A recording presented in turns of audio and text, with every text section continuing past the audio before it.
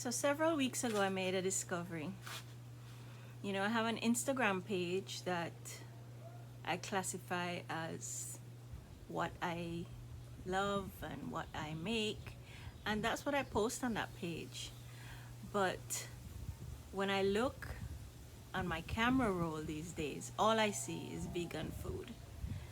And I realize that I don't want to dump those pictures because I think they're of value to people who perhaps are wondering what can they eat as a vegan, because starting out, that's usually what gives people problems, figuring out what on earth do I eat. My brain is trained to think one way, and now I'm eating a different way that I don't even have a clue how to start. So rather than dump the pictures, I figured maybe it was time to create maybe a video with these options or a whole new page and see what happens with that. So perhaps it would help if I told my vegan story. And so for 2 years before going vegan, I was trying to go plant-based, and I would get I was introducing more and more vegetables, more fruits, more natural stuff, less of the ready-made stuff and the highly processed stuff. And that was all well and good, but every time I thought of going a little bit further, I couldn't, because my repertoire for recipes was basically salad, and just fresh fruit. So the spur came, I think, around my birthday last year when I turned 55. And I traveled for my birthday, and the entire trip, one leg behind my knee was so painful, stiff as a board, but yet swollen and uncomfortable. And by the time I got back home, that leg in particular, but both legs were swollen. That happens a little bit sometimes when I travel, but it was concerning. And got that dealt with. Seemed like my arthritis was acting up, but never in my life had it really shown itself in that way.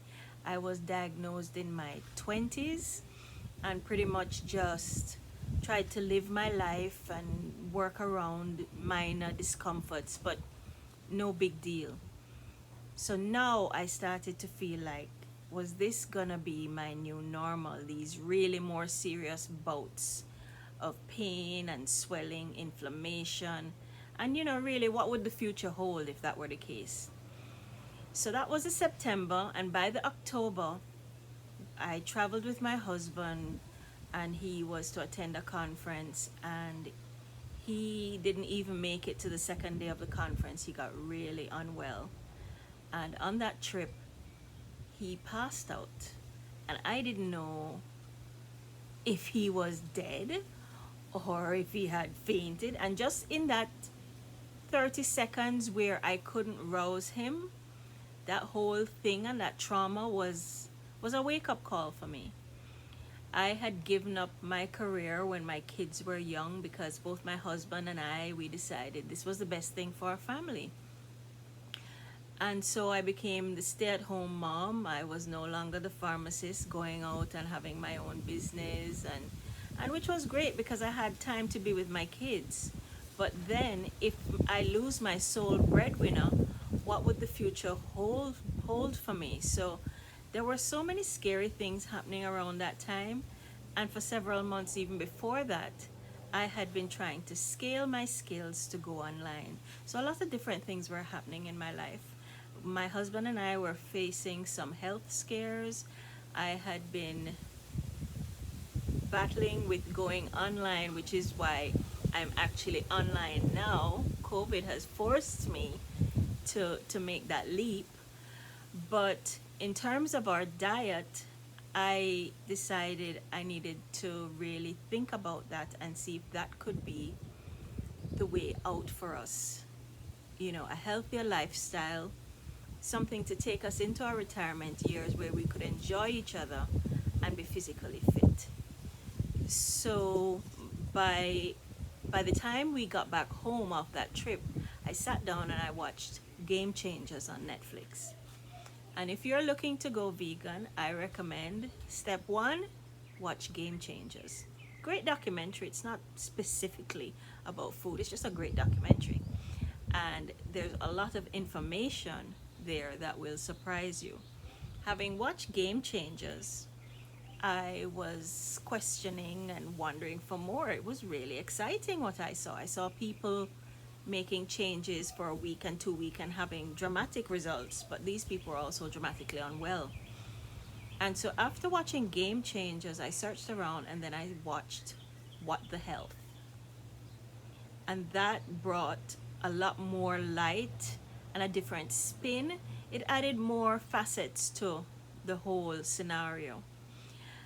And so I would recommend that your step 2 is to watch that. So first of all, Game Changers, and then in that sequence, watch What the Health.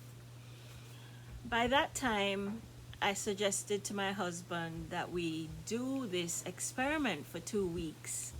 And he surprised me by being very, very open, because my husband is a carnivore. And he was very open to the idea. And I asked him to watch these documentaries and give me his scientific opinion. You know, was the wool being pulled over my eyes, or was there a lot of good information here that we really needed to pay attention to? So he watched them both. He was very impressed, and he said, no, there is a lot there that, you know, it just smells like the truth. It's the real thing. So after that, we sought out another documentary called Forks Over Knives. If that's not the name, then it's very similar to that. Forks Over Knives. Forks Over Knives. And that one took us even a step further with some research and some scientific information. 2 doctors who themselves had been involved in meat and dairy industry. And just a lot of good advice, a lot of information, a lot for you to process and digest. But these 3 documentaries ended up, and my husband was on board with all of them. He's actually a doctor. These 3 documentaries gave us the fuel to go vegan. And it was weird because prior to this, I'd thought it was going to be so near impossible, especially living in the Bahamas where maybe not that many people are vegan. Would things be available for us? And I had watched, there's a great girl, I'd been following a lot of people on Instagram by this point and getting inspiration, and I saw a video from Sweet Potato Soul, and she did 15-minute quick meals. I think it was 3 15-minute quick meals, and one of those meals she did was vegan crab cakes with panko breadcrumbs, and it used heart of palm. And the weird thing is, the next time I walked into the grocery, those items jumped out at me. These things were actually in the supermarket and my eyes were never seeing them before. And so I thought that was a sign, and we went for it. We went for it wholeheartedly.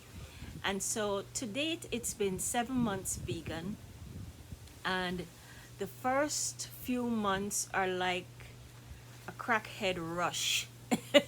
It's absolutely amazing because you start to drop weight, that's for sure. You see your body changing. I started to sleep better. I get up a lot at night and go to the bathroom, but I was able to fall back asleep, which was always my problem before. My reflux, ulcer, any kind of stomach problem, because that's where I tend to have my issues, all of those things pretty much disappeared. And we just felt really good, and we felt great. Our food was so quick to prepare because we weren't waiting on meat to be tenderized. Everything was quick to the table. Within half an hour, our meals were no matter how elaborate, we seemed to be able to get them to the table in no time flat. And as a woman, and I know many of you will relate to this, the biggest thing for me was that relationship that I had with food my entire adult life. You eat anything and you enjoy it, you have a second helping, and then you live with the guilt. You're just riddled with guilt and planning, what do you have to do now with your future meals in order to justify having eaten what you just had and enjoyed.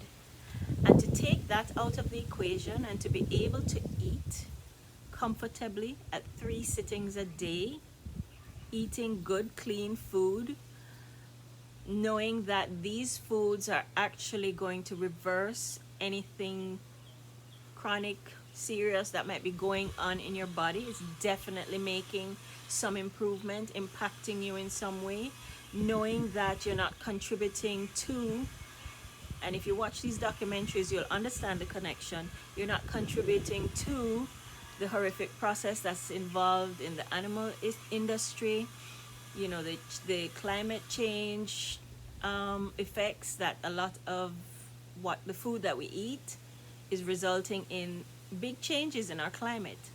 And so you need to watch these documentaries and understand. But vegans are often despised because they're so darn excited about their damn food, and is actually a real thing. Those first few months, like, we've gotten accustomed to it a bit now. It's been 7 months, but those first few months, you just want to tell everybody. You're like, oh my God, how does nobody know this? How doesn't everyone know this? This is too exciting. And you're just like this all the time, and you try to calm it down. Everybody you meet, you want to share your story. And so it's been really great. And one of the things that always concerned me was being that person who couldn't go out for a meal or be invited to somebody's house without being awkward. So for us personally, and this is not for everyone, we decided early on, well, after the first couple of months, because a trip was coming up and we had different things that made us wonder, how are we going to manage? So we took the decision that we were going to be true to our vegan lifestyle. But if we traveled, for example, we went to New Orleans and we really wanted to try the gumbo there, and we wanted to experience the Cajun food. And so we said, okay, for our trip we would have those cheats. And if we're gonna have these meals, even if we're gonna eat one whole week, go back to being meat eaters, we're certainly doing a lot better than the last 50 years of our lives when we've been eating meat 3 times a day, every week, every month, 365. We're certainly doing better by doing it 90% of the time. So I don't buy eggs, I don't buy milk, and there's lots of egg substitutes, and there's wonderful, we love oat milk. And in terms of butter, I wasn't even eating butter prior to this. I had tried to remove all these things from our diet: rice, bread, actually. And listen, this is not everybody's way to go vegan, but it's our way. So we're now eating more bread than we did before because we had removed it from our diets. But the weird thing is, because we're eating so clean, it seems like this occasional rice, this occasional bread. I've even gone out and had a full milkshake, and I tend to be lactose intolerant. I thought that after not having milk for so many months, 1 tablespoon would send my whole system into chaos. But it's as if your system now becomes fully functional. So when you put something in that's a little bit, it knows how to deal with it and how to process it. That's just my experience, so I'm sharing that with you. So we went to a friend's for dinner, and she was saying, oh, I'll try and cook vegan for you. Listen, if you're not vegan, it's hard enough for you to figure out what you're gonna eat, even when you decide to be a vegan. I didn't want to put her through that, and probably wasn't gonna be her best effort, So I was just like, how about I just come and I eat what lovely food you've prepared for everyone else. I will navigate around it, and I'll have it, and I'll just make myself fit in, you know? And so that's what we've been doing. Occasionally my husband has a really huge craving for chicken because he's been that guy all his life, and so he has his chicken. But for the rest of the time, we're doing vegan and we're loving it. There's vegan cheese, there's vegan sausages, there's vegan mints, and I don't want to rely too heavily on this processed stuff because it is manufactured somewhere. I try to lean more on the side of fresh produce that I bring in and I cook for us. I am not excited about fast food anymore. I'm not even excited about restaurants because our food's so damn good that we don't want to eat anywhere else. We're excited for every meal. Like, what can we do for dinner? And it's a big production, and my husband is in the kitchen. And initially, it was a little annoying because that was my territory. And he said, "Babe, I want to be here with you. I want to create too. I want to cook too." And very quickly we just settled into a routine. We'd both be in the kitchen, we'd both be enjoying it and loving it. It was no longer my territory and my domain. No, he'll cook, I'll cook, we cook together, and it's a wonderful thing to bond over. So I think I started saying this just because my phone is currently full of pictures and I need to put them somewhere.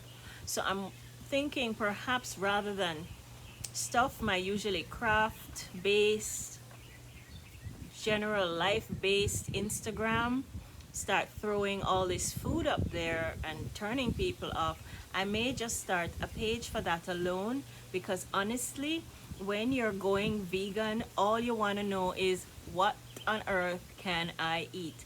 And I've seen a lot of pages where the food seems really soppy and wet, and I just couldn't identify with that. I don't know if it's the Caribbean girl thing, but I have done my version of oxtail using tofu. I have created a wonderful bacon tofu, which some of my favorites right now, like immediately, it's Bosch TV, and these guys are doing amazing things. Just about everything that they cook excites me, and the ingredients are simple and easy. So, just off the top of my head, that's one that I'm really obsessed with at the moment. But I'll share some pictures and see if it helps anyone else on their journey. Okay? So, thanks for listening, and here comes the food. I bet when you think of vegan, you really just think about throwing some fruits or some veggies on a plate. It doesn't seem very inspiring for some, but when you look at this, do you feel a bit more inspired? Look at this full spread. That was an amazing meal. Macaroni and cheese with no cheese, but it tastes like mac and cheese. And this has vegan mayonnaise. Wouldn't you be happy eating this way? Does this look like we're missing out on anything? Who doesn't love a juicy burger? What are your favorites? What about spaghetti bolognese? That's a mushroom sauce and it tastes just like the real thing. Take that sauce and use that sauce in a taco. Oh my goodness. Look at all the fixings. Nachos. And you know what I found in the supermarket? A ham, a vegan ham. It had to bake in the oven. Look at that sauce. The end result was pretty exciting. These days you can find so many vegan products on the shelves right here in Nassau. So anywhere you go these days, there are options. Just open your eyes and take a look. Curries is one of our favorite dishes. We love all kinds of curries.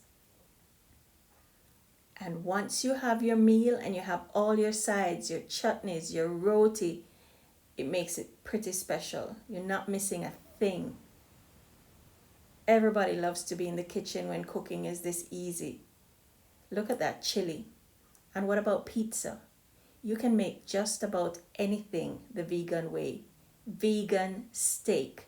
That mushroom, oyster mushrooms, tastes just like steak. And here's my tofu bacon. This was amazing. What do you miss at breakfast time? Your bologna, your pancakes? It's all possible. Tuna and grits. Hello? This is chickpeas.